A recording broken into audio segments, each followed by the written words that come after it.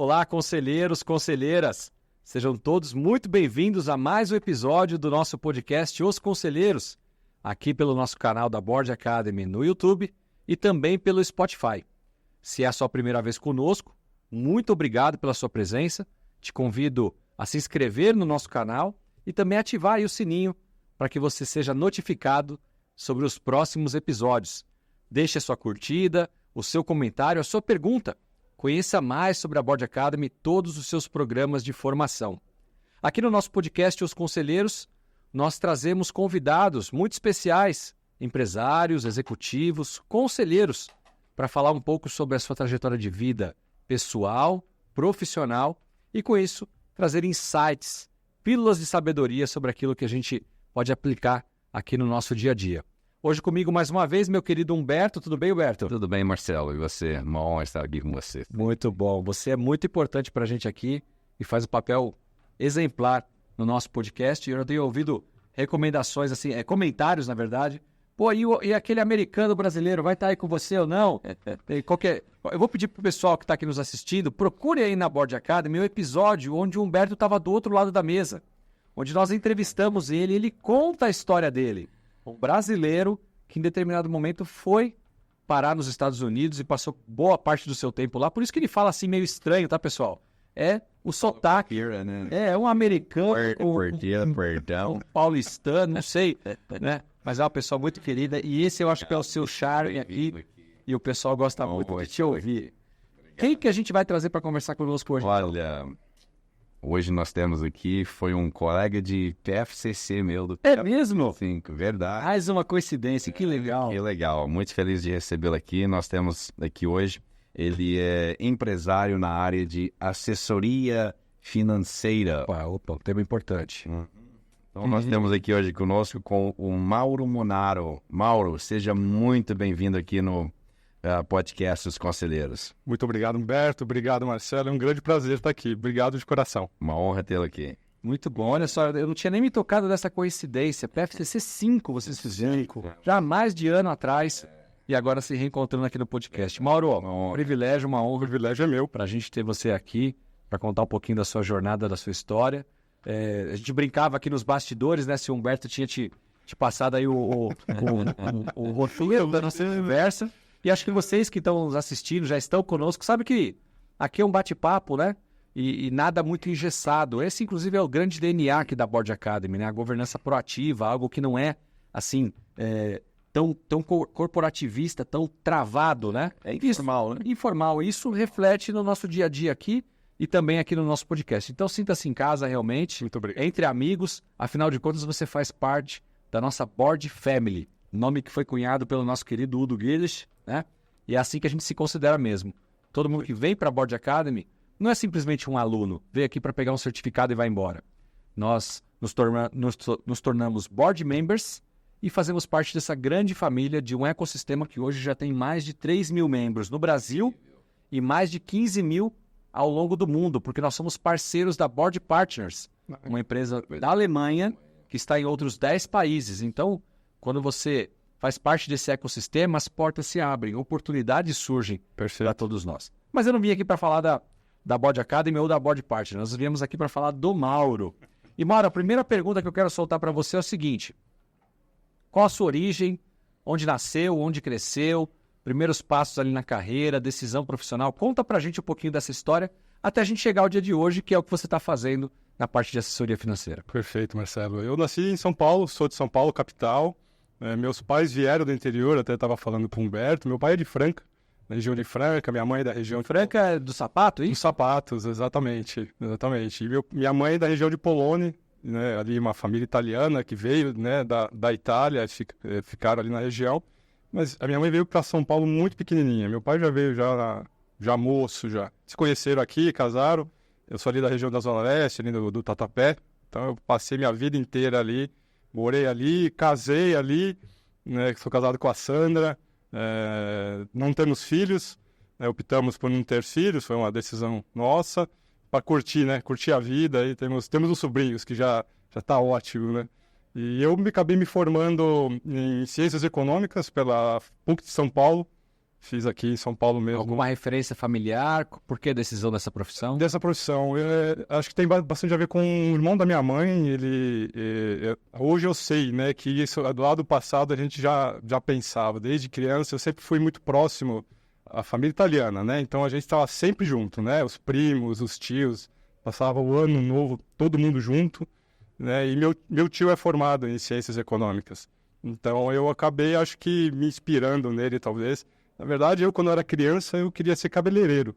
Porque meu pai era cabeleireiro, então era a referência que eu tinha de profissão. Assiste o podcast número 13, que é onde eu estou. Tem uma longa história sobre cabeleireiro lá, porque eu fui cabeleireiro. Eu sei disso. Então, uma vez cabeleireiro, sempre cabeleireiro. Sempre, né? Não. Você teve vontade, mas não foi. Não foi. Meu não. pai não deixou, depois eu trouxe Não, aqui. porque ele foi, por referência do pai, e aí ele fica com uma historinha aqui que ninguém sabe cortar o cabelo dele. Né? Se você tivesse sido, eu já ia falar assim, achou o seu cabelo, já ia fazer uma prova que é o resolveu o problema, né? Quando eu era criança, a referência era o pai. E eu falava que eu queria ser cabeleireiro, quando me perguntavam o que eu queria ser da vida, né? E um dia meu pai foi bastante enfático comigo. Não, você não vai ser cabeleireiro. Você vai estudar e vai ter uma outra profissão. E eu lembro que, acho que eu nunca disse isso para ele. Meu pai já é falecido, infelizmente. Eu fiquei magoado com ele, porque eu não achava... Poxa, como é que meu pai não quer que eu seja a profissão que ele... Né, que sustenta a nossa casa. Que sustenta a nossa casa, né? Mas ele tinha a outra visão, né? Já era outra época, né? Quando eu nascia, você vai fazer faculdade, a profissão que você escolher está escolhida. E dessa época era o Desde que não seja cabeleireiro. Desde que não seja cabeleireiro, né? Era o sonho dos pais ter um filho na faculdade, né? Algo que hoje talvez seja até banal. Exato. Pô, talvez você tenha sido. No meu caso, eu fui o primeiro da família a fazer faculdade. Isso foi uma vitória pro avô, pros tios, pros pais, pra todo mundo, né? Eu tenho primos mais velhos, todos formados, então eles foram os primeiros. Foram os pioneiros da família, né? Então também tem inspiração familiar Você vê os seus primos mais velhos que, né, já saindo... Quando você vai brincar na rua, jogar bola nas férias, eles estão saindo para estudar, né? Então é a referência, né? Então a gente vai... Ciências Econômicas na PUC. Aqui em São Paulo. Aqui em São Paulo, exatamente. E aí os passos na carreira, como é que foi? Eu camei com 14 anos de idade, meu pai me arrumou um emprego. Ele arrumou um emprego para mim, eu tinha 14 anos, né? O vizinho era contador. Tem um escritório de contabilidade que, por coincidências da vida, hoje é o meu contador da minha empresa. É o meu. Falando de 30 anos atrás.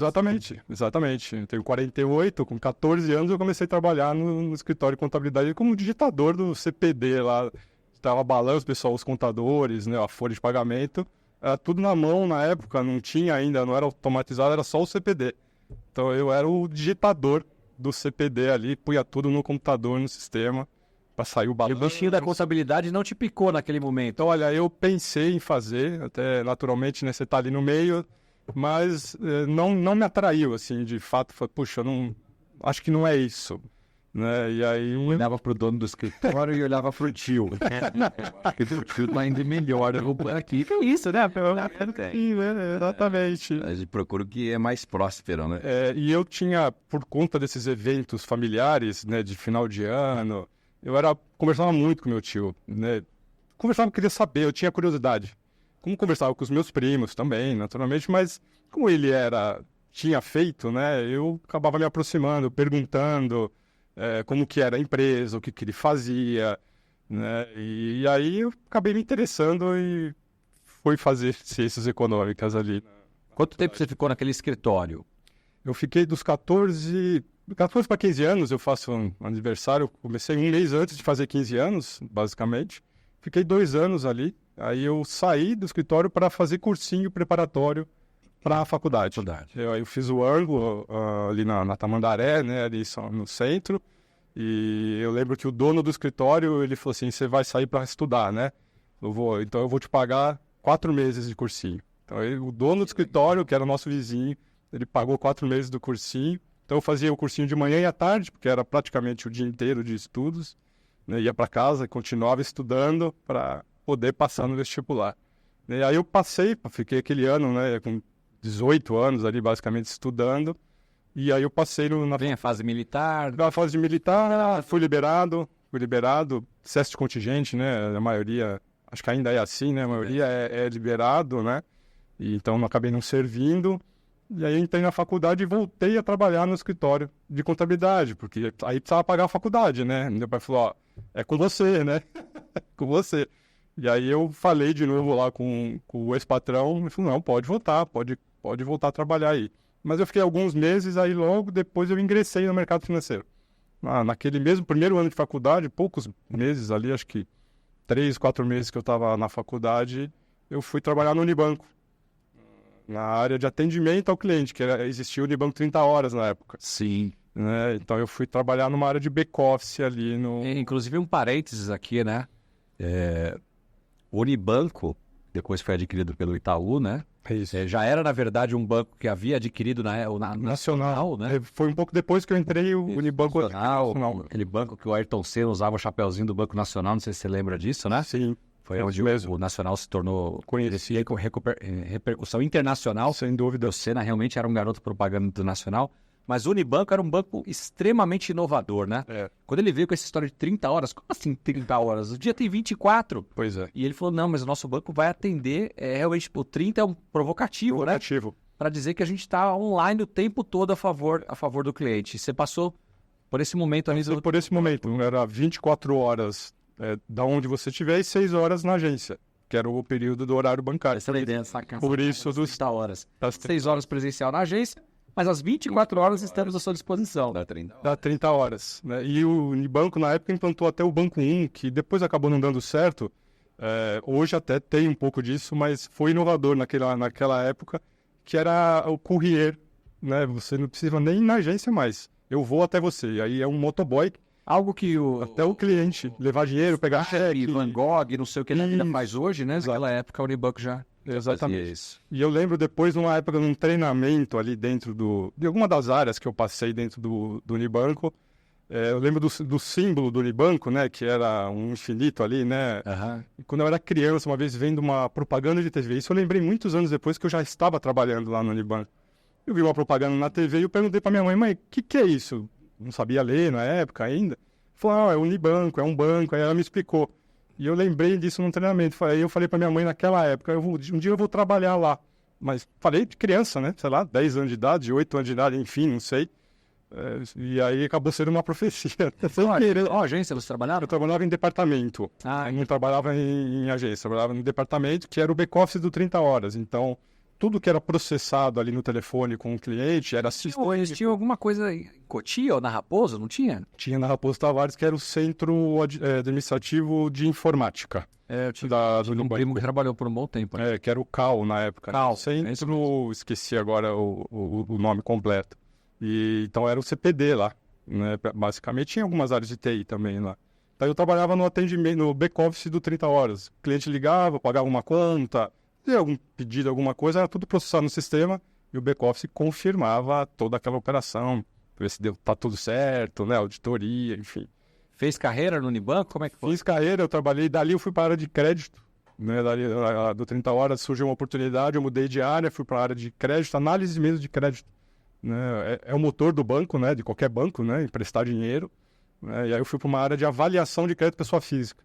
Então, a gente definia as políticas de crédito, quem pode e quem não pode tomar crédito no banco. Né? Então, a avaliação de risco, de score, enfim, de uma série de coisas. Né? Então, ali eu fiquei bastante tempo. Ali eu cresci na carreira ali dentro do Unibanco, dentro da área de crédito. Aí trabalhei PJ também, em crédito, análise de crédito, nunca analisando o crédito, mas analisando perfil de cliente e definindo políticas de concessão de empréstimo. Né? Aí depois veio o consignado, que na época... Quando eu entrei não tinha, mas depois foi criado. Então, tudo isso foi agregando produtos, né? O próprio governo, os bancos foram abrindo o leque. E aí sempre tinha que ter uma definição ali de... Trabalhou naquele prédio ali perto do Shopping Eldorado? Ali Trabalhei. José Matoso? José Matoso. Mas quando eu comecei a trabalhar era na Rua Direita. Na Rua Direita? Rua Direita com a... Esqueci ali, que era na Praça Patriarca. Sim, sim. Né? Daquele prédio ali. Aí depois, ali era a área de crédito. Depois... Você sabe que eu sempre lembro de você dessa Rua Direita? Porque com 14 anos eu comecei também como office boy, na Fujifilm. Olha só.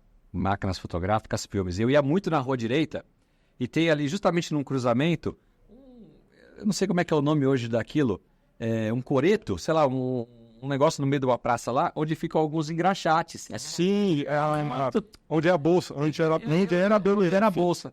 Toda vez que eu me remeto àquela lembrança, eu lembro de uma das suas histórias. Sim. Ah, legal, cara. Legal. Então, aí eu fiquei muitos anos ali e dali eu fui para o Santander. Ali, em algum momento, surgiu uma oportunidade na área de crédito do Santander. E aí eu fiquei 1 ano no Santander. O Santander tinha acabado de comprar o Banespa, né? Tinha privatizado, o Banespa tinha sido privatizado. E eu fui trabalhar no Santander porque ainda era apartado as operações, não estava em fusão já. E aí me convidaram para voltar. 1 ano depois eu voltei pro Unibanco. No Santander você trabalhou onde? Lá em Santo Amaro ou não? Não, ali também no centro. No centro Em também. frente do Engraxates. Em frente ali, porque ali tem o prédio do Banespa. O prédio do O Banespa. antigo prédio do Banespa, É. que hoje é um museu, né? É. Tem um museu, tem lá a torre lá em cima, né? Você pode ver São Paulo ali. Tem Isso. uma coisa bem bacana, inclusive. Mas era do Banespa, é verdade. Era do Banespa. Então eu ocupava ficava naquele prédio. A hora que eu trabalhava, ficava ali. Então eu não saí do centro, né? Fiquei ali. Você viu que o nosso aqui, a gente, né, vai conversando. Perfeito. Você tá no Unibanco. Sim. E eu não sei, obviamente você estava no começo de carreira ali ainda, né? Então eu não sei que nível de maturidade ou percepção do mercado você tinha naquele momento. Mas quando você foi para o Santander já tinha comprado o Banespa. Já tinha. Então você estava no Unibanco quando essa aquisição aconteceu. Aconteceu. A pergunta é, naquele momento o Unibanco, vocês tinham esse tipo de conversa lá dentro ou ouvia isso sobre a possível compra do Banespa? Era algo que interessava ao Unibanco também? Ou o Unibanco não participou? Pelo menos no meu ciclo de relacionamento, na minha área, não foi uma surpresa, na verdade. A gente até soube que, se eu não estou enganado, o Unibanco, inclusive, participou da licitação. Como Eu ela... lembro muito bem do dia da licitação, da abertura dos envelopes, e que o Santander pagou um preço muito maior do que os demais concorrentes, mas porque ele queria levar muito, era muito estratégico, ele adquiriu o Banespa e não um outro. Tanto é que foi o que aconteceu, e o Santander hoje é maior do Brasil do que na Espanha. Sim, exatamente. Eu lembro na época o Pedro Moreira Salles, que era o presidente do Unibanco, ele deu uma declaração, falou, a gente não entendeu o que o Santander fez. Mais ou menos com essas palavras, ele deu uma declaração. Os economistas deles erraram tanto no número, isso foi isso aí. Foi, porque foi realmente um valor muito... Boa lembrança, Marcelo. Um valor muito acima dos demais. Na época a gente até, depois você acaba conversando com as pessoas, muita gente entra para participar, né? Não sei se foi o caso do Unibanco, não estou dizendo que foi, mas vários bancos entraram na licitação. Vai que ninguém dá um Acho que é alto, pequenininho compra. acho que é mais ou menos isso, né? Mas o Santander realmente foi com... Eu não posso correr o risco de algum... Com vontade de adquirir, mas já tinha um plano estratégico, né? Tinha, cara, Foi lugar, tirar dinheiro do bolso para comprar. No momento pareceu que perderam dinheiro. Visão de longo prazo, estava enxergando lá na frente, olha o que é o Santander hoje. Tanto é que naquela época, nós tínhamos no Brasil o Santander e o Bilbao. Isso. Dois bancos espanhóis pequenininhos no Brasil. Isso. Cadê o Bilbao agora? Então, esse acho que foi um dos motivos que o Santander provavelmente fez força para comprar. Porque bancos grandes, internacionais, estavam saindo do país, né? Não conseguiam avançar. O Boston já estava... Boston, logo depois o Itaú comprou, né? Ou seja, os bancos pequenos internacionais não conseguiam deslanchar. O nosso mercado é diferente do mercado americano, naturalmente, né? Os mercados são diferentes. E aí, eu acho que, bom, é o preço a gente já se pagar. Já tinha comprado no Noroeste o Santander. Já tinha, exatamente. Por exigência, acho que regulatória, né, do governo, falou, para abrir uma agência aqui, você tem que comprar alguém. E aí compraram o Noroeste. Só que era muito pequeno o Noroeste, foi só para pôr o pé, né? O Banespa realmente foi a oportunidade que eles tiveram de ganhar escala. Estatal, um banco grande, um banco de extrema confiança. Não, a ação, né? O Banespa era um ícone, né, na economia. Um ícone. todo um sindicato voltado para os funcionários do Banespa ali, que para fazer demissão depois na sequência da aquisição era uma encrenca. Eu lembro que eu vivenciei isso porque o Santander era o nosso banqueiro na época da empresa onde eu trabalhava. Então eu conversava muito com eles, que eu queria saber como é que estava indo as coisas. Sim. Foi um processo bem delicado. Como qualquer fusão, aquisição. Eu tinha passado pela fusão do Nacional, no banco com o Nacional, 2 bancos privados. Foi até que rápida a fusão em termos de juntar as áreas, tudo, mas é traumático. Né? Muita gente saindo, muita área acabando, outras sendo criadas naturalmente, mas é traumático, né? Não é simples. Não é. Ainda mais um banco público, então. Aí é pior ainda, que é diferente mesmo, né? Agora, voltando para sua carreira. Aí você vai para o Santander, aceita uma oportunidade, fica 1 ano e decide voltar. Sim. Questão salarial, cultura, muitas diferenças, sistema, o que foi? É uma junção de várias coisas, né?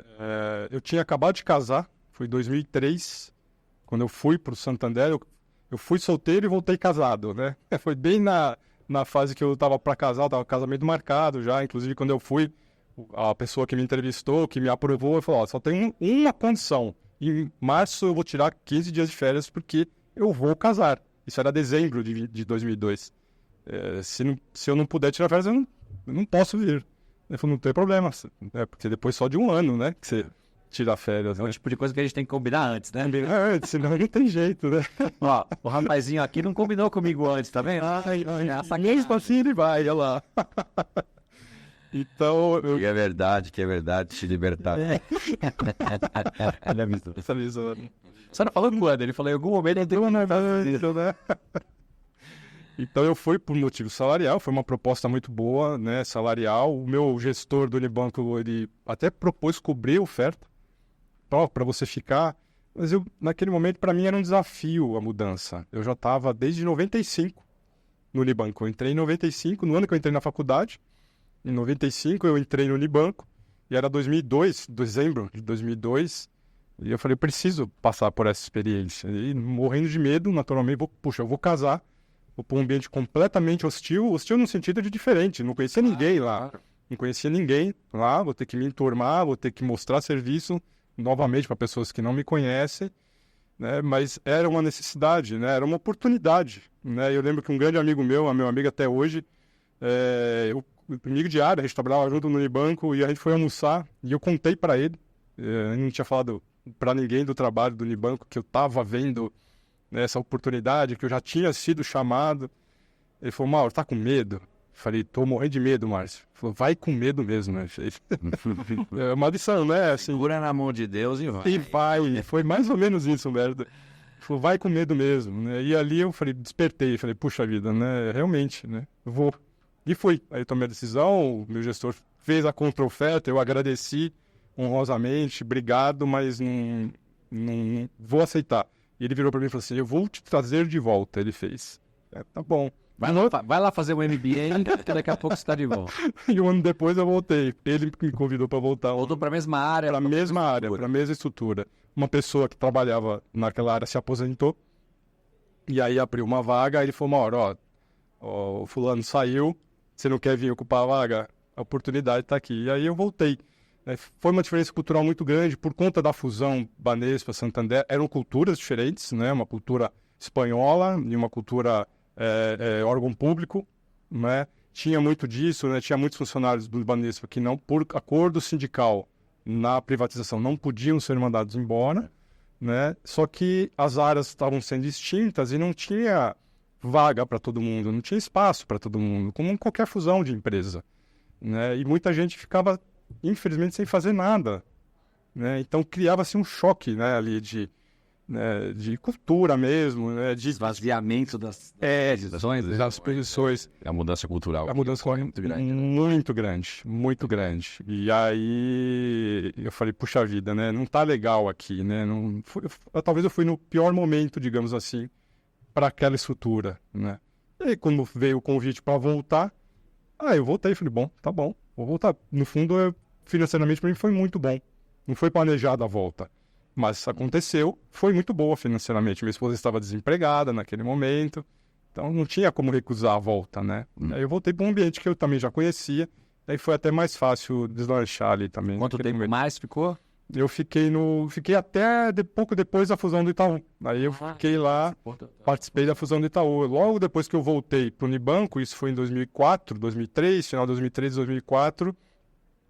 Logo depois, 1 ou 2 anos depois, eu mudei de área de novo, né? Fui para uma outra área. É muito comum, né? Acho que basicamente quase todas as empresas é assim, né? Mas no mercado financeiro, nos bancos, é muito comum você migrar de áreas. Existem fusões internas de áreas, mudança de diretoria, né? O banco gosta muito de fazer isso. Tipo, é uma forma de movimentar, é saudável. Saudável até porque você passa a conhecer, né, todos os organismos da corporação. Exatamente, isso é muito importante. Aí eu fui trabalhar na área de produtos PJ. Né, produtos PJ não, a área de telemetria. Né, o Unibanco, na época, tinha uma telemetria inspirada na Fórmula 1. Inspirada mesmo na telemetria da Fórmula 1. E aí era uma área que já tinha telemetria do varejo das redes de agências, né, de controle de performance mesmo, controle de performance comercial. Poxa, né, O varejo vive de emprestar dinheiro, de vender cartão de crédito, de vender seguro de vida. É o trabalho ali do banco, né? E aí criou-se uma telemetria de crédito, que era a experiência que eu tinha tido ali desde que eu saí do 30 Horas, que eu fui para a área de crédito, fui para o Santander, voltei sempre na área de crédito. E eu me candidatei para uma vaga lá na telemetria, fiz entrevista com o diretor da área e aí eu fui aprovado. E aí eu fui montar essa telemetria de crédito, eu com a diretoria, enfim, mas ela não existia. Então eu fui para essa área e aí eu saí um pouco da parte de análise, né, de política, para ficar mais próximo da rede de agências. Controle de inadimplência, né, controle de volume de dinheiro emprestado, com garantia, sem garantia, enfim.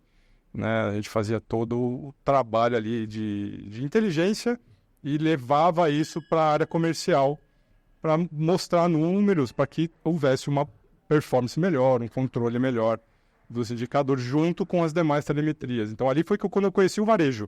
De fato, que eu comecei a conhecer o varejo do banco, de frequentar mais a rede de agências, conversar mais com os diretores, com os gerentes de agência, passar dias ali conhecendo o dia a dia, que é bem diferente do que estar no departamento, que era a minha experiência. Né? Então, ali foi bastante rico também. Ali foi um momento de crescimento muito grande.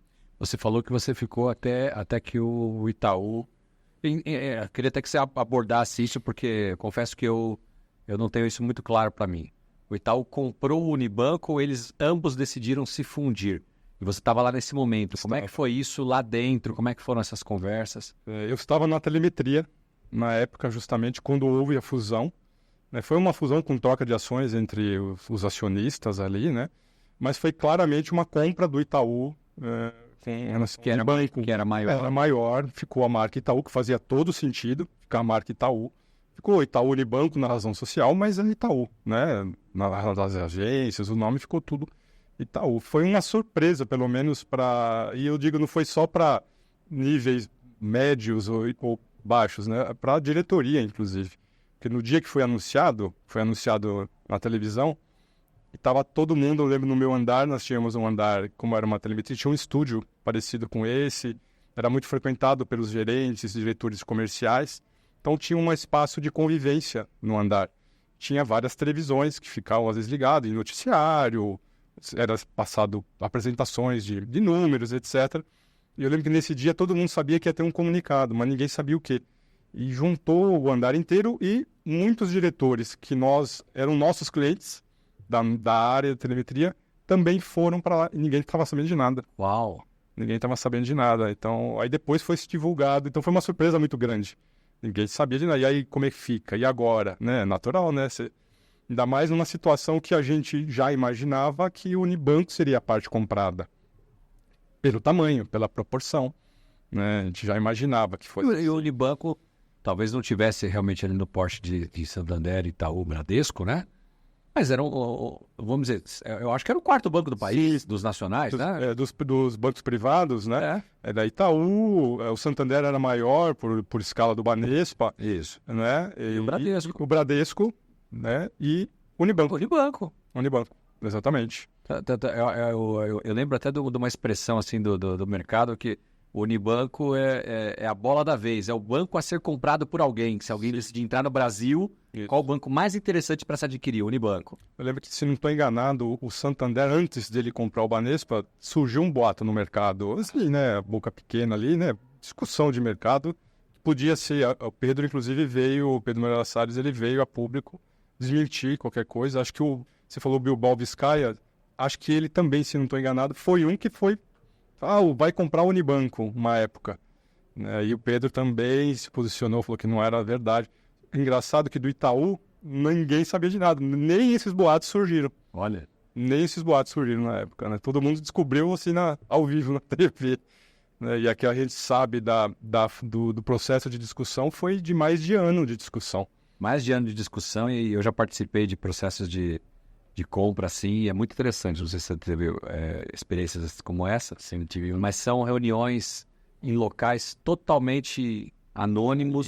As pessoas vão de lugares diferentes para não ter nenhum tipo de encontro, mídia ou qualquer coisa do tipo, sala fechada, cuidado com o garçom, com tudo, para que o negócio seja realmente blindado, do começo ao fim. As reuniões eram feitas, pelo que eles divulgaram, na casa de um conselheiro do Unibanco, na época, né, que o Pedro pedia a casa dele e ele saía de casa, porque ele não podia participar.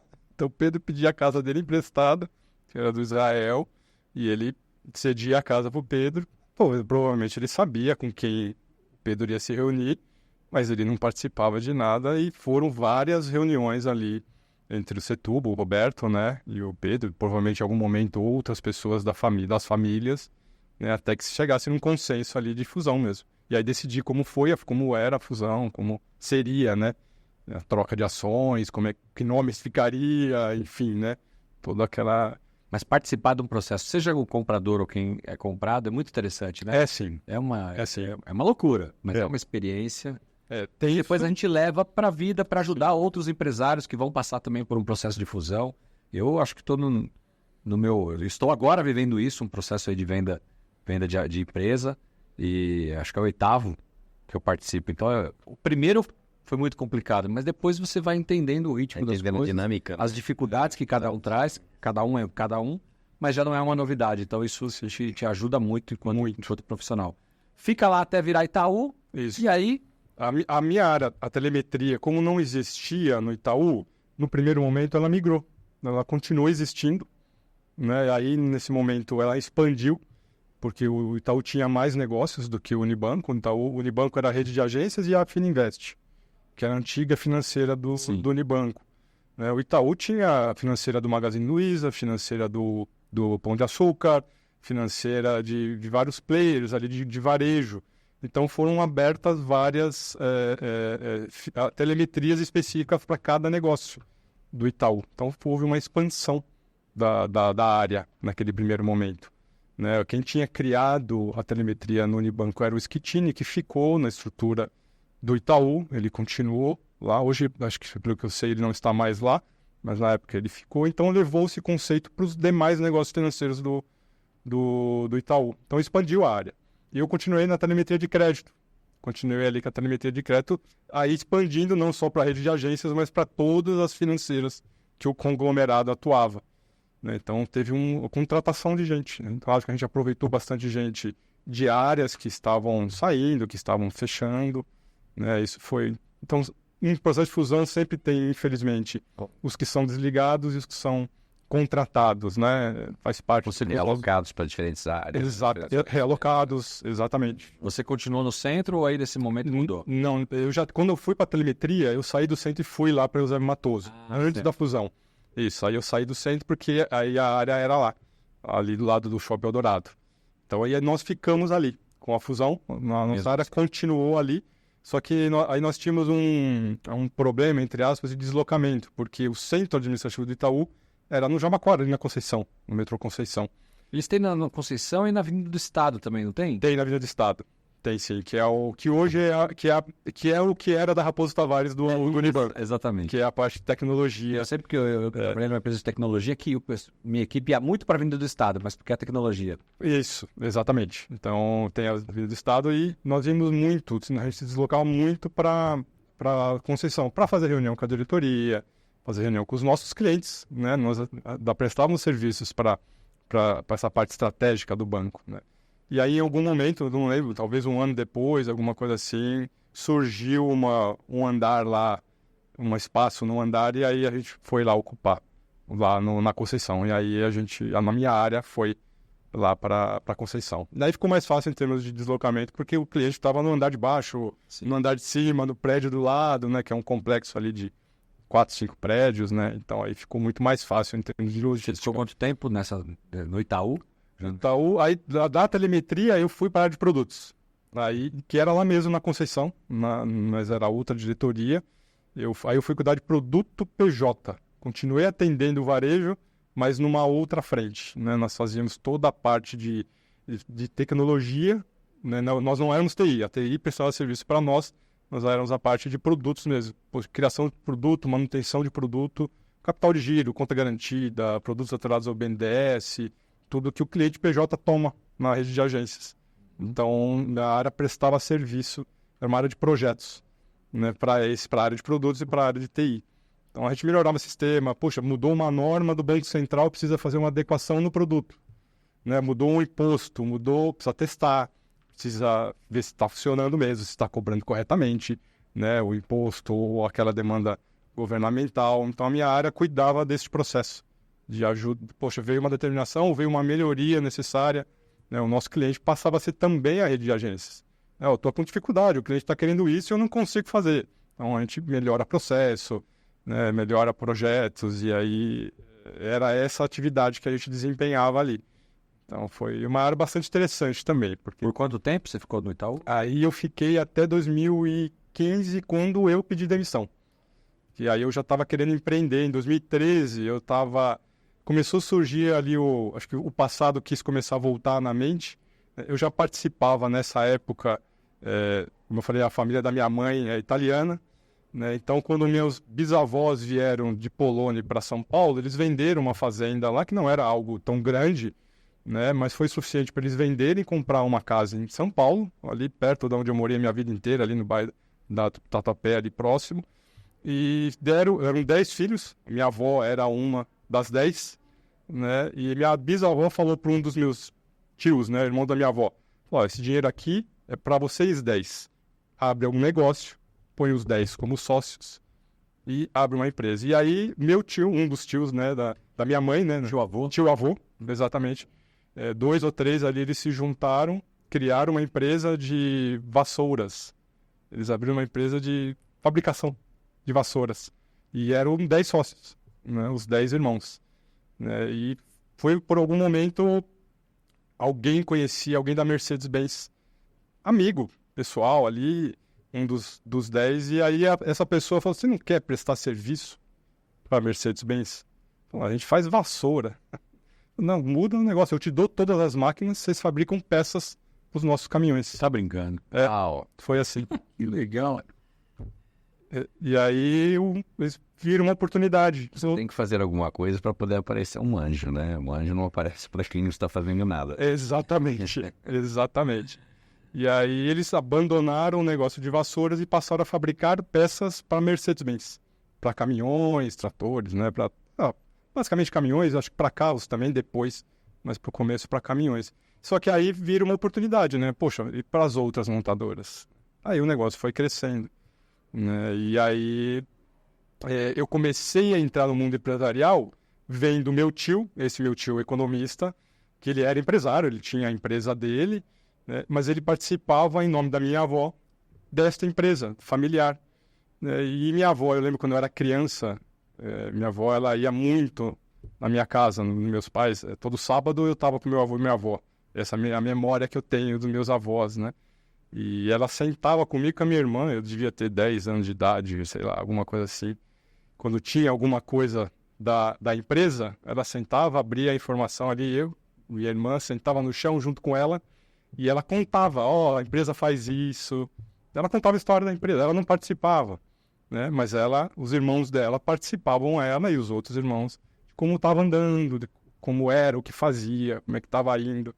E ela falava isso para os netos, mas como às vezes ela estava na minha casa, ali onde eu morava, ela fazia isso comigo e com a minha irmã. E hoje eu costumo dizer, né, eu não sabia, mas naquela época o bichinho do empreendedorismo talvez tenha me picado, eu percebi só décadas depois, né? Mas foi o momento que eu comecei a entrar no mundo do empreendedorismo, né? Depois, aí quando chegou então 2013, 2015, é isso? 2013, eu já queria alguma coisa diferente, eu estava procurando alguma coisa para empreender mesmo, né? Eu pensava, eu não posso, por exemplo, comprar eu achava, né? Esse era o meu julgamento, né? Posso comprar uma franquia e, sei lá, de uma farmácia, de um restaurante, de alguma coisa, e sair totalmente do meu conhecimento, né, financeiro, da minha história profissional, que é o conforto, né? Ou seja... E parênteses aqui, é um grande erro e que justifica, não vou dizer 100%, óbvio, mas boa parte das falências das empresas no Brasil no primeiro e segundo ano. É o típico funcionário que está cansado da sua profissão, ou é desligado, ou se aposenta, pega aquela reserva financeira e vai montar um negócio que ele nunca trabalhou. Nunca fez na vida. Nunca fez na vida e acha que vai dar certo. Meu pai, a vida inteira mecânico. pegou todo o dinheiro dele e foi montar um supermercado. Então, Cara, qual que é a chance de dar certo? É baixíssima. baixíssima. E perdeu Mesmo tudo. na área que ele conhece, não tem garantia Já não vai tem dar garantia. Exatamente. Antes de sair do Itaú, eu tive uma funcionária que fez isso. Ela cansou, ela saiu e abriu uma franquia, né? Comprou uma franquia de comida japonesa. Mudou para Sorocaba e foi lá, 2 anos depois ela estava pedindo para voltar. Né? Naturalmente, tem exceções, né? Mas a gente vai juntando as peças, né? Vai olhando, poxa, eu não posso fazer nada diferente ou muito diferente do que eu já tenho de expertise, né? Eu preciso encurtar algum caminho. Aí eu comecei a procurar, participei de feiras, comecei a conversar com muitos amigos, né? Aí o famoso aconselhamento, né? Conversa, poxa, você está fazendo tal coisa, o que você está fazendo?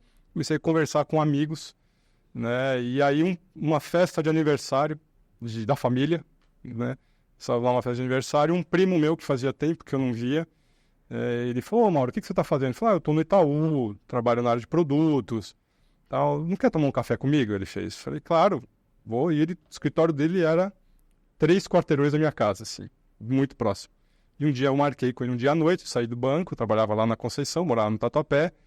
Cheguei, fui direto para o escritório dele e aí ele me apresentou a atividade que ele desempenhava, que é exatamente o que eu faço hoje, que ele é meu sócio hoje, inclusive. Né? Então eu falo que a culpa é dele, a culpa é do Rogério, ele que, que me convidou, ele me convidou para trabalhar com ele. Então eu passei de 2013 a final de 2015 estudando o mercado, trabalhando. Normalmente, sábado e domingo era o dia que eu tinha, à noite, quando dava, era o dia que eu tinha para aprender tecnicamente sobre a profissão. Quer dizer, eu não sei quantos você tirou, mas assim, só dessa pequena conversa dos últimos minutos aqui, eu já tiro 2 insights valiosíssimos, né? O primeiro, você que está trabalhando um bom tempo num setor, numa profissão e depois decide ter o seu negócio próprio, muito honroso isso, né? O empreendedorismo, mas o cuidado para não dar um tiro e ir para uma direção, uma nova expertise que você não tem. Sabe que na última palestra que eu dei aqui na Board Academy, eu fiz exatamente sobre esse assunto. Ele começa falando sobre este assunto, porque às vezes tem pessoas que estão aqui trabalhando dentro de uma empresa porque deu certo para fulano, deu certo para ciclano, não significa que vai dar certo para você. Né? Então nós entramos para falar o que é o empreendedorismo e que o país tem somente a cada 10 cidadãos, um consegue ser um empreendedor de sucesso. Tem 21 milhões de empresas com CNPJ no Brasil ativo hoje, que é 10% da população. 10%. A quantidade de pessoas que perdem dinheiro indo ao empreendedorismo, às vezes até sabem o que fazer, mas não sabem com quem fazer, da forma que fazer, como empreender. Exato. Ser um bom colaborador numa empresa não significa que você vai ser um bom empreendedor. Simples assim. Na maioria das vezes não Não vai. dá certo. E o segundo ponto que ele fez aqui dessa lição de casa tá bom, então eu acho que eu vou ser empresário. E já sei que eu quero fazer algo na minha área. Agora deixa eu estudar. Planejar. Planejar. É um planejamento de anos. Né? Então, Não estamos aqui falando contra o empreendedorismo, pelo contrário, o país precisa de empreendedores. muito. Mas não saia para empreender como investimento. Não coloque aquilo que você não pode perder. Empreender por necessidade traz um risco maior. Muito grande. Maior. Muito grande. Muito maior. Dá A certo. pressão é maior, certo pra psicológica é mas- diferente. Você nunca investe dinheiro que você não pode perder. Em nada, nem em negócio, nem em ações, em nada. Agora, a pergunta que não quer calar, são duas. O meu diretor ali já falou que colocaram no chat aqui. E a empresa da família? Eu ia perguntar. Perdurou ou parou ali nos tio-avós? Como é que foi? Ela ainda existe. Minha mãe não é mais sócia da empresa, ela vendeu participação. A empresa dividiu em dois uma época, a dona do prédio e a dona da operação. A sociedade dividiu, eram os mesmos sócios nas duas, né, a família. E em algum momento, alguns foram saindo de uma, saindo de outra. E meus pais, há 2 ou 3 anos, 2 anos, acho, acredito eu, saíram da empresa do negócio, né, da operação. É uma metalúrgica, né, ainda presta serviço para Mercedes-Benz e para várias outras empresas Mas o CNPJ perpetuou. Perpetuou, tá aí. Legal, Isso aí. E depois tem uma história interessante que é da por que eu busquei a Board Academy para tirar a certificação de conselheiro. Veio dessa empresa. Vamos falar sobre isso daqui a pouco. Então, essa pergunta você já respondeu. E a segunda pergunta, que é a pergunta que talvez muitos colegas aqui que estão nos assistindo pode ter. Eu sou executivo e eu estou naquele momento da minha vida crucial onde eu não sei qual o próximo passo eu vou dar. Ser conselheiro de empresas, Humberto, pode ser um caminho. Exato. Professor de MBA, consultor, enfim, tantas outras coisas. O dinheiro que eu acumulei, eu vou construir casa para vender, para alugar, eu vou aplicar na bolsa, eu vou embora do Brasil, sei lá. Tem N opções. E o empreendedorismo é uma delas. É uma delas, com certeza. Como foi para você, poxa, um colaborador de tanto tempo, Sim. de Unibanco, passagem por Santander, volta para Unibanco, depois vira Itaú. Pô, tá consolidado, numa empresa que não vai ter crise, né? E aí decide sair dessa empresa para empreender. Eu acho que essa decisão é super difícil. Como é que foi isso? Foi super difícil. Eu lembro que quando eu trabalhava Eu sempre digo, olha, aprecie com moderação a picada do empreendedorismo, né? Tem que ser com moderação. Com moderação, Eu tinha um grande bloqueio, e aí era eu que me colocava esse bloqueio, que era o medo da venda. Mal sabia eu que eu me vendia todos os dias no meu trabalho, né? Para o meu gestor, para os meus funcionários, né? Você tem que se vender como líder, se vender ali como, né, gestor de uma área, para os meus pares, né? Mas é uma venda diferente, naturalmente, quando você vai empreender, você tem algo a vender para o cliente. Eu não atendia cliente final no Itaú, no Unibanco, Santander, não atendia. E eu teria que passar a atender. Eu lembro que na época que eu estava no Itaú ainda, o meu gerente da minha conta de funcionário lá do Itaú é meu amigo de infância. Era, né? Ainda é meu amigo, não está mais lá, mas é meu amigo de mocidade na época. E ele falava assim para mim, Mauro, vem pro comercial. Ele falava. Eu falava, poxa, Everson, se um dia eu tiver que ir pro comercial, eu vou morrer de fome. Eu falava para ele.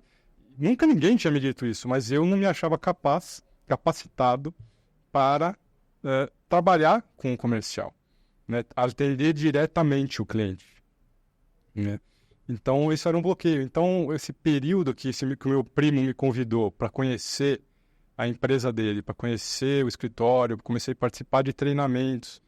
Antes disso, eu sentei com a esposa, sentei com a Sandra, né, com a minha esposa, nós somos um time, né? Olha, surgiu isso, ela era uma grande incentivadora minha, já de alguns anos, porque eu já demonstrava esse interesse há algum tempo, né, de querer mudar, de fazer algo diferente, né? Então ela sempre me incentivou, sempre esteve ali do meu lado.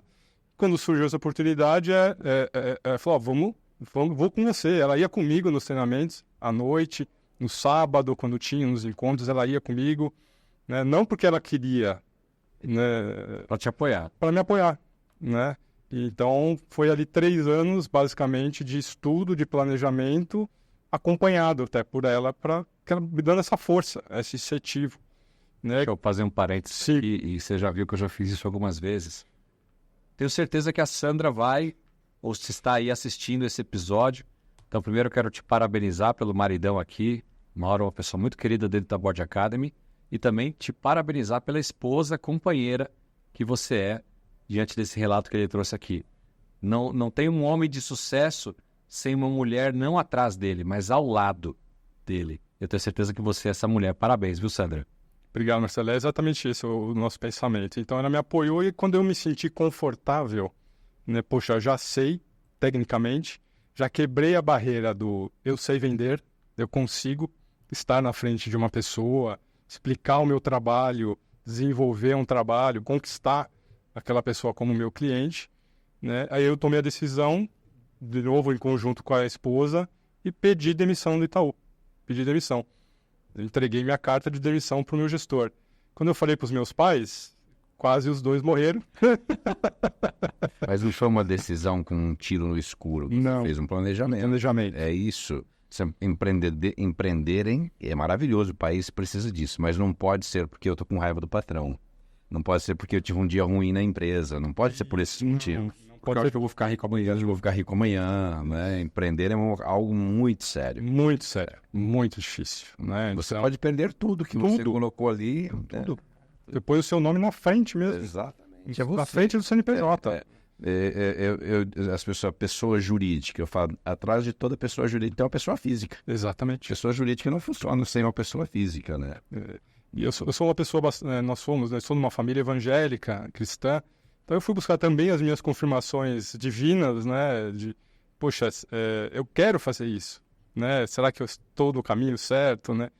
E eu entendi naquele momento que era assim, era um caminho mesmo que estava sendo criado. Né? E eu lembro que eu chamei o meu primo antes de pedir demissão do banco. Eu chamei o meu primo na minha casa, ele era meu vizinho de rua, né? E eu comuniquei a ele, eu lembro que ele ficou preocupado, né? Ele que me levou, há 3 anos antes tinha me levado para a profissão ali, para aprender, né? E quando eu tomei a decisão e comuniquei ele, eu senti no olho dele que ele ficou preocupado. Responsabilidade. Claro, é uma... Responsabilidade, né? Mas eu já tinha certeza, já tinha, né, já estava decidido, né, ancorado, né, por 3 anos ali de planejamento, e foi a decisão que eu tomei. Eu pedi demissão, aí eu fiquei ainda alguns meses no banco por conta de passagem de bastão mesmo, né, de atividade, não tinha ninguém que me substituísse naquele momento, então foi colocado uma pessoa logo depois para me substituir, aí eu tive que passar todo o trabalho, fiquei ainda mais uns 4 meses, se eu não estou enganado, no banco, no Itaú, e aí depois eu saí, e isso era final de 2015. Era outubro, se não estou enganado, outubro de 2015. E que, se não me falha a memória, não tenho certeza absoluta, mas eu acho que se a gente não estava indo para o auge do desemprego no Brasil com a excelentíssima Dilma. É exatamente isso. Não foi isso? É exatamente isso. Ela pede demissão do banco. Cara, é muito desbravador. É muito Entre 2014 e 2015 eu tive que fazer uma mudança na minha vida totalmente, exatamente por causa dessa mudança que eu estava empreendendo aqui no Brasil junto com meu irmão. E aí eu tive que retornar para os Estados Unidos por uma empresa brasileira que é a Nippon Flex, fazer um outro trabalho por causa da condição. A condição econômica no Brasil não está favorável. Não está operadora de turismo internacional. A primeira coisa que as pessoas cortam é passeio, viagem, lazer, né? E foi uma crise horrível. E aí eu pedi demissão justamente nesse momento. Hoje a gente olhando para trás, mas que loucura, né? Naquele momento você estava muito seguro do que estava fazendo, né? As coisas estavam dando certo, né? Apesar de ter sido um pouco mais difícil, naturalmente, pelo momento econômico que o país passava, né? Mas foi justamente nesse momento. Agora tem o seguinte, né? Aquele ditado, eu gosto dele porque para mim faz muito sentido. Enquanto alguns choram, outros vendem lenços. Exato. Diante de toda a crise, existe uma oportunidade e tem alguém ganhando Toda crise tem oportunidade. Tem oportunidade. Nessa pandemia que nós tivemos recentemente, ganhar. quantas empresas cresceram na pandemia? Quantas? E quantas quebraram? Exatamente. É incrível isso. Exatamente. E eu estou lendo o livro esse inclusive, uma pessoa que eu admiro muito, do Flávio Augusto, e ele fala muito sobre isso, né? Sobre a oportunidade, né? Sobre aproveitar o momento, né? E foi esse momento que a gente... Semana que vem eu vou estar com o Flávio Augusto. Vai estar com o Flávio, que legal. A trinca no evento dele, que bacana. Na verdade, numa reunião pessoal com ele, depois do evento da trinca. Boa, show de bola. Então, aí eu comecei, de fato, a trabalhar focado nessa atividade, porque aí já tinha saído do banco, estava com a minha agenda, na verdade, minha profissão mudou, né, para aquele momento ali E eu tinha feito um planejamento financeiro, né, eu falei, olha, eu preciso, em até 2 anos, tinha feito uma acumulação financeira para me suportar, porque eu passei de ter um salário todo dia 27 para ter 0 salário a partir do dia seguinte da demissão. Né? Eu tinha que construir a minha carreira. Né? Como abrir uma porta e começar a vender. Era basicamente isso. Então, eu tinha feito um plano, enfim, em até 2 anos, eu preciso estar ganhando o mesmo que eu ganhava no banco para poder me sustentar. Né? Senão, eu vou ter que voltar para o mercado de trabalho, o mercado corporativo. Né? E em 1 ano e meio, graças a Deus, eu já estava estabelecido. E aí parece que tudo fica mais fácil, né? Porque você já está, financeiramente, já atingi ali o mínimo do patamar que eu tinha de necessidade para poder continuar pagando as contas. A esposa, a Sandra, assumiu praticamente a despesa familiar naquele momento, né? Por isso que não dava para fazer nada, né? Também, né? Vou fazer e pronto. Não, né? Foi tudo muito bem planejado e combinado, né? E aí, de 1 ano e meio depois, eu já estava já mais com fôlego para avançar na profissão. E é isso que você faz até hoje, E é isso que eu faço até hoje. com o seu primo. Com o meu primo. Ali nós fomos para ele era sócio já de um escritório de investimentos, né, de assessoria financeira. E em 2019, nós dois saímos desse escritório e montamos o nosso escritório hoje. Né, fazendo a mesma coisa, só que agora eu e ele... História aqui em São Paulo. No Tatuapé. Então, Ali no bairro Tatuapé mesmo, pertinho do shopping na frente. Como assessores financeiros, o que vocês fazem para que público, até porque todos que estão nos assistindo aqui podem ter interesse em te procurar, Sim. né, para que você possa também prestar essa assessoria para eles. Nós somos um escritório de assessoria mesmo, pessoa física ou pessoa jurídica, tanto na área de investimentos, hoje a gente atua com a XP Investimentos, né, hoje de forma exclusiva, mas o mercado já está abrindo hoje para outras, né? A gente pode atuar com várias, mas por enquanto com a XP. Temos uma corretora de seguros, onde a gente atua com planejamento ali, proteção familiar, planejamento de aposentadoria, via soluções financeiras ali, né, da corretora, né, e a parte de transmissão de patrimônio mesmo para os herdeiros, né, proteção patrimonial. Que... Proteção patrimonial. qual é a sua empresa? Arpus Capital. Arpus Capital. Exatamente, Arpus Capital. Então... Agora uma pergunta que não quer calar, pergunta de... Apesar de eu também ser do mercado financeiro, eu confesso para você que eu nunca utilizei o serviço de um assessor. Sim. Né? E aí a pergunta é justamente nesse sentido. Por que eu usaria um assessor e não iria diretamente na XP ou no Bradesco, ou no Itaú, ou enfim, num banco, qualquer uma instituição, para fazer os meus investimentos? Qual a vantagem de usar um assessor? O assessor, o trabalho dele é estudar mercado, procurar conhecer tendências de mercado. É impossível prever, mas pelo menos entender movimentos é possível, né? E a parte estratégica, aonde alocar. Né? Qualquer um pode abrir uma conta em qualquer banco, qualquer corretor, abrir a conta e fazer os próprios investimentos. É verdade, está lá, a plataforma é aberta. Né? Mas em qual ativo colocar? Se a gente for olhar hoje, título do Tesouro Direto, se abrir a plataforma do Tesouro Direto, deve ter pelo menos 30 títulos disponíveis. Qual eu coloco? O assessor vai entender com você. Ele não vai dizer, coloca nesse. Primeiro ele precisa entender o cliente, conversar com o cliente. Qual é a necessidade, qual é o plano, né? Buscar entender o momento familiar, o momento de carreira, o momento financeiro, para recomendar qual investimento fazer. Perfil, ações, bolsa de valores, renda fixa, é internacional, investimento fora do país, é Bitcoin. Então... E hoje com os bancos cada vez mais digitais, eu tenho uma conta, por exemplo, no Santander desde 2002. Eu nunca fui na agência. Então, ou seja, se eu nunca fui eu não conheço, eu não sei, eu devo ter um gerente, mas eu não sei nem quem é. Sim. Então, eu tenho que buscar um assessor para me assessorar, porque se eu depender de alguém do banco, talvez essa pessoa não exista ou não tenha a expertise necessária para isso. Exato. Por exemplo, o gerente do banco, ele está ali para fazer várias funções. Naturalmente, é o trabalho dele. O assessor só cuida da estratégia do investimento. Então, é a especialidade. Eu tenho uma empresa dessa nos Estados Unidos que me direciona nisso. É o advisor, né? É um advisor. Eles vão lá no mercado, eles estudam o mercado, entendem os ativos que têm a possibilidade de crescimento, em quanto tempo isso vai acontecer, qual a possibilidade em percentual de crescer, né? E aí eles te dão, olha, esse é o melhor investimento no momento. E assim que for o momento que você deve tirar o seu dinheiro de lá, nós te falamos também. Olha, esse investimento, talvez o que nós estamos chegando nesse estudo vai ser por 1 ano. Ou nesse investimento pode ser, olha, a previsão é de 5 anos e isso vai subir 1000%. Mas baseado em estudos do que aquela empresa está fazendo, investindo. Então isso é muito importante. Um serviço que eles prestam. Eu abri uma conta lá no mercado Bitcoin, vamos dizer assim, ou acho que na B3, né? No Brasil chama B3. E agora, qual ativo que eu compro? Isso. Eu não posso colocar meu dinheiro em qualquer um deles. Eu preciso de alguém que me direcione exatamente qual é o ativo que vai me dar a melhor possibilidade de ganho. Porque não existe garantia de ganho em nenhum deles. Exato. Então essa é uma função muito importante. Eu pago uma mensalidade para essa empresa. Essa era a pergunta que eu ia fazer agora. Como é que funciona um assessor no Brasil? Eu também pago uma remuneração fixa para o assessor me ajudar? Ou a cada operação, de acordo com o ganho, ele ganha uma fatia daquele ganho? Desde o ano passado, tanto a CVM, que é o mercado que me regula, assim como a SUSEP, que regula também, né, a parte de seguros, e o Congresso Nacional aprovou uma regra no Brasil que permite esse tipo de cobrança, uma cobrança mensal, a gente chama de um FII, né, um FII fixo ali, combinado, um cliente que é um percentual ali do patrimônio que o cliente tem, e aí a gente ganha junto, né? Se o patrimônio cresce, o assessor ganha mais.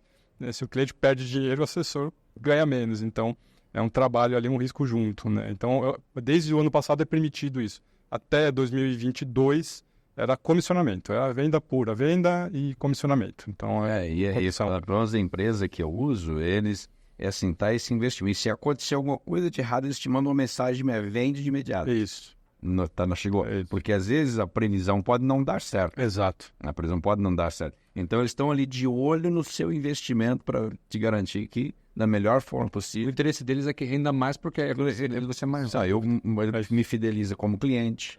A primeira coisa, eu quero ganhar dinheiro com o meu investimento. Eu não estou investindo por prazer. Estou investindo porque eu quero que o meu dinheiro cresça, né? Então, esse tipo de serviço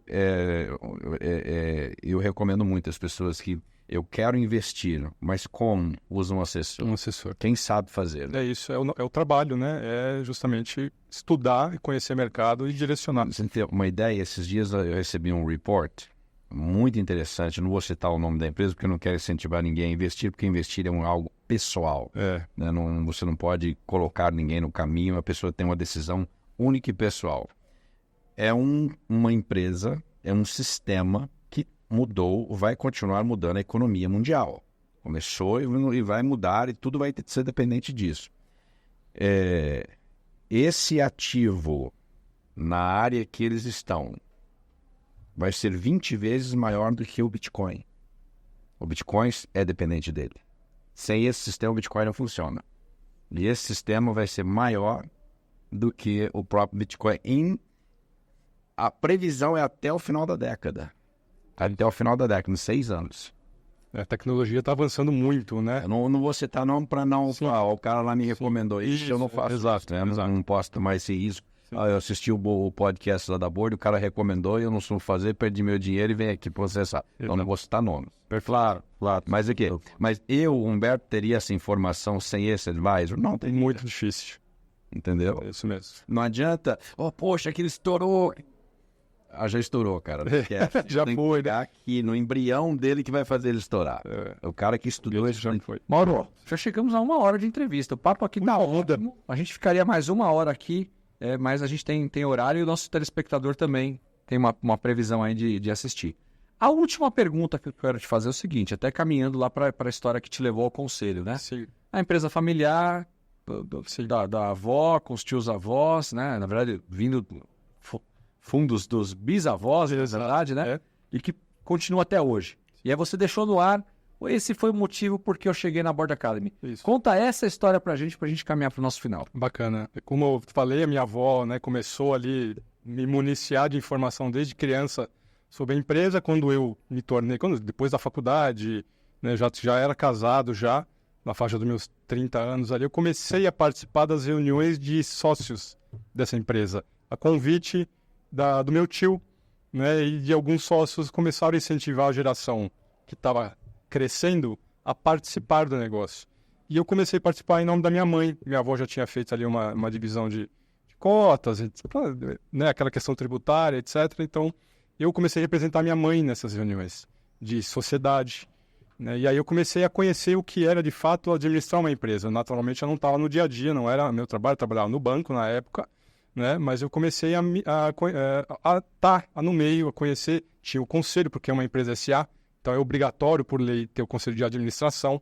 Né, meu tio foi muitos anos conselheiro, né, participou do conselho de administração dessa empresa familiar. Como eu tinha muito contato com ele, eu questionava bastante, perguntava.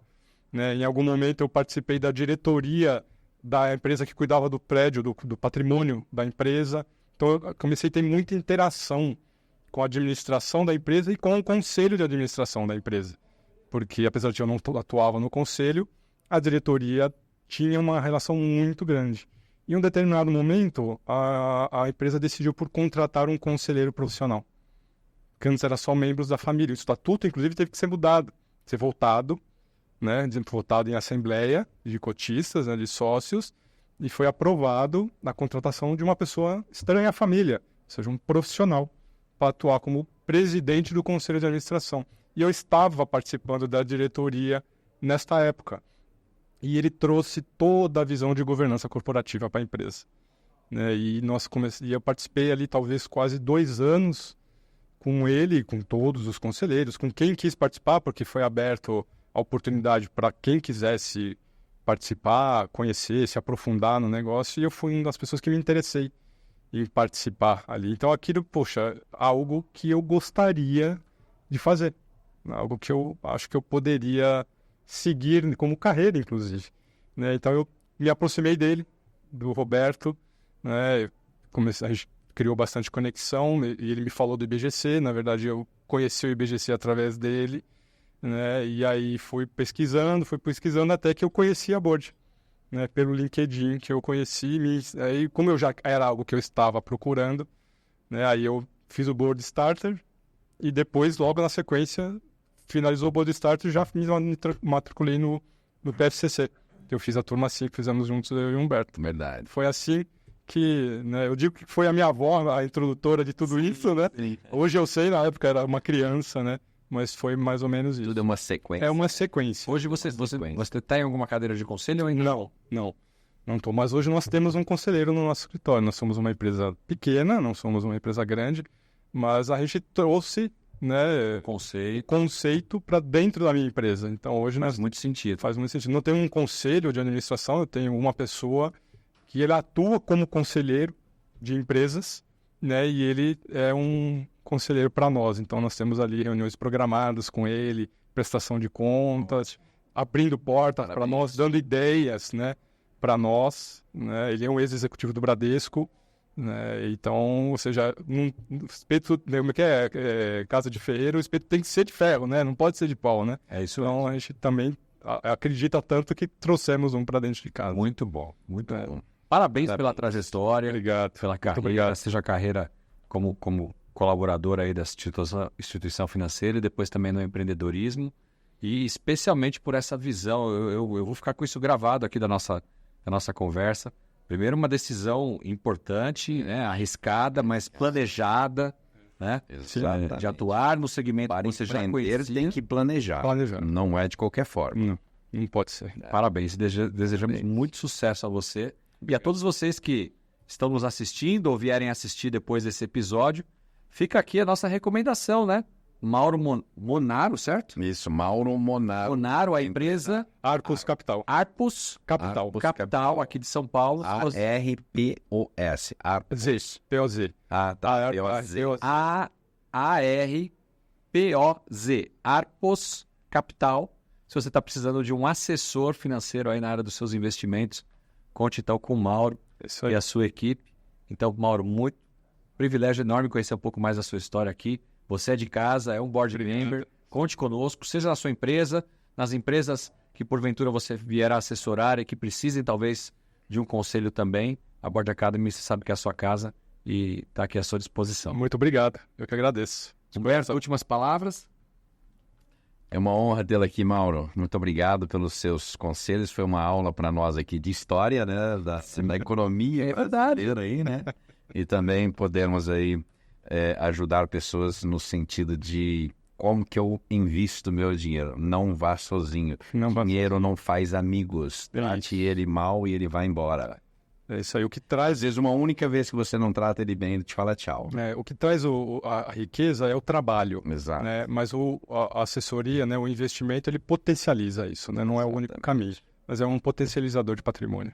Muito bem. Exatamente. Ele é o guardião do seu dinheiro. Exatamente. Excelente episódio. Espero que você tenha gostado também aqui dos podcast Os Conselheiros.